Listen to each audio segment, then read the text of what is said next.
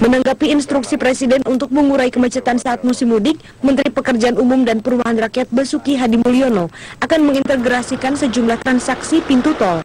Contohnya, pintu tol di seluruh ruas tol Cipali akan ditiadakan dari segala bentuk transaksi. Sistem ini diyakini dapat memangkas kemacetan hingga 40%. Kalau untuk ke arah Pantura, yang jalan nasional kami kan ada perbaikan di Ciasem, Pemanukan, dan di Pusaka Jaya. Kemarin waktu acara ke Brebes, kemarin saya sempat ngecek ke sana, tapi itu nanti akhir Mei ini sudah selesai perbaikannya. Kemudian nanti integrasi pintu tol, jadi Cipali sudah nggak ada pintunya nanti. Jadi tinggal Cikarang ya, sampai ke Bandung itu satu klaster sampai dengan Brebes Timur. Tapi pola transit. Di sisi lain, Bank Indonesia optimis harga kebutuhan masyarakat jelang Ramadan bisa ditekan dengan sejumlah syarat. Antara lain, pemerintah memastikan ketersediaan komoditas utama pangan, tanggap jika ada potensi lonjakan harga muncul, kelancaran distribusi komoditas dan komunikasi antar sektor instansi terkait. Tim Liputan Metro TV. Sementara itu untuk mengantisipasi arus mudik dan arus balik lebaran Juni hingga Juli 2016 mendatang, sistem pembayaran tol pada jalan tol Cipali dan tol Padalarang Purbalenyi akan diintegrasikan. Nantinya pembayaran akan dilakukan hanya di satu pintu tol dan pintu tol tujuan masing-masing. Hari Raya Idul Fitri memang masih lama, namun berbagai persiapan tengah dilakukan. Untuk kelancaran arus lalu lintas, khususnya di jalur Pantura, Badan Pengatur Jalan Tol atau BPJT Kementerian PUPR menginstruksikan untuk mengintegrasikan sistem pembayaran tol pada jalan tol Cipali serta tol Padalarang Purbalenyi. Sistem integrasi akan diberlakukan pada jalan tol Cipali dan jalan tol Jakarta Cikampek serta jalan tol Cipularang Purbalenyi. Proses integrasi akan rampung pada minggu kedua bulan Juni sebelum arus mudik dimulai.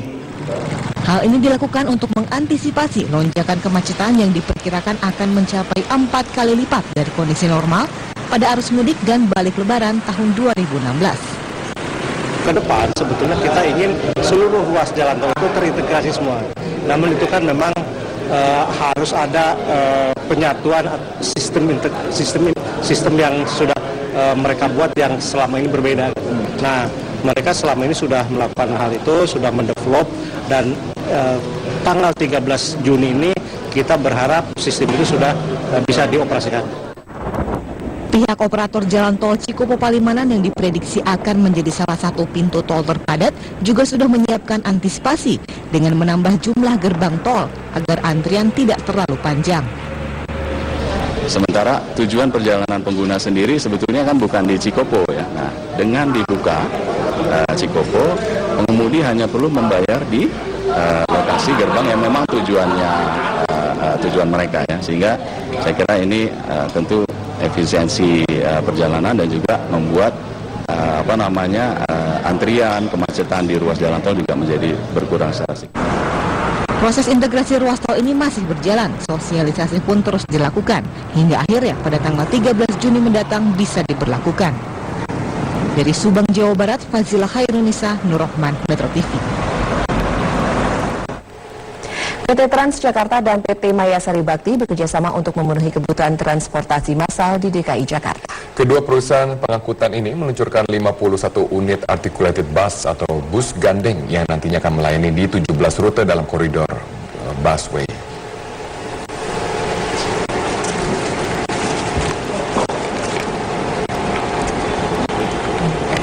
Dalam peluncuran 51 bus gandeng ini, PT Mayasari Bakti dilibatkan oleh PT Transjakarta dalam proses penataan dan pembenahan pelayanan. Sehingga kedepannya warga Jakarta lebih tertarik untuk menggunakan moda angkutan umum dibandingkan dengan kendaraan pribadi.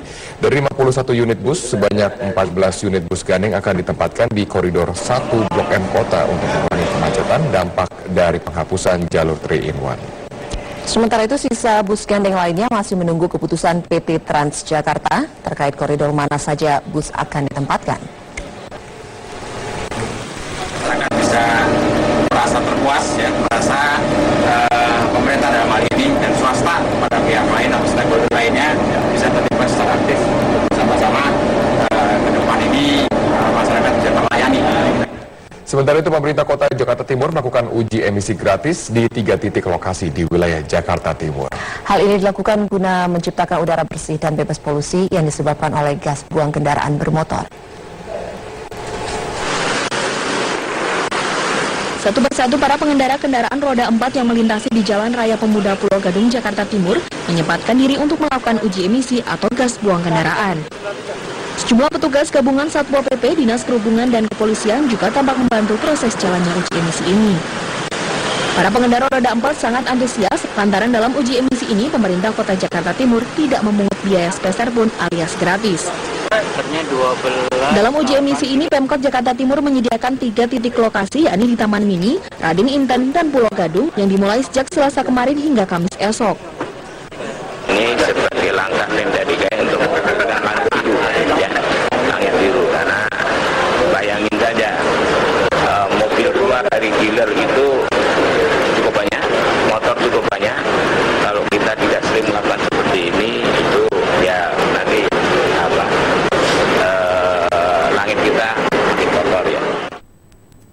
Adapun kategori ambang batas emisi kendaraan bahan bakar bensin, yaitu kendaraan di bawah tahun 2007, hidrokarbon tidak boleh di atas 700 ppm dan presentasi karbon monoksida tidak boleh lebih dari 3. Sedangkan kendaraan di atas tahun 2007, hidrokarbon tidak boleh di atas 200 ppm dan presentasi karbon monoksida tidak boleh lebih dari 1,5. Sementara untuk kategori kendaraan berbahan bakar solar, yaitu kendaraan di bawah tahun 2010, presentasi opositas tidak boleh lebih dari 50, sedangkan untuk kendaraan di atas tahun 2010, presentasi opositas tidak boleh lebih dari 40. Dari Jakarta Timur, Sumantri, Metro TV. Kita balik ke informasi Kanjeng Gusti Pangeran Adipati Arya atau KGP AA Paku Alam 10 resmi ditetapkan sebagai Wakil Gubernur Daerah Istimewa Yogyakarta melalui rapat paripurna DPRD. Selanjutnya DPRD berharap Presiden bersedia melantik Wakil Gubernur di Yogyakarta. 7 fraksi DPRD DIY memberikan pandangan umum atas penetapan Paku Alam 10 sebagai Wakil Gubernur Daerah Istimewa Yogyakarta sisa masa bakti 2012-2017. Ketujuh pandangan fraksi tersebut dibacakan langsung oleh Wakil Ketua DPRD DIY Arif Nur Hartanto. Dalam pandangan umumnya, fraksi PAN kembali menagih amanat Undang-Undang Nomor 13 Tahun 2012 tentang keistimewaan DIY, terutama pasal 28 dan pasal 43. Rapat paripurna ini juga dihadiri oleh Gubernur DIY Sri Sultan Hamengkubuwono X serta keluarga. Ketua DPRD DIY Yoke Indra Agung Laksana menyatakan untuk mempercepat proses pelantikan dan langsung dikirim ke Kementerian Dalam Negeri. Setelah datang beliau menyampaikan akan segera diproses.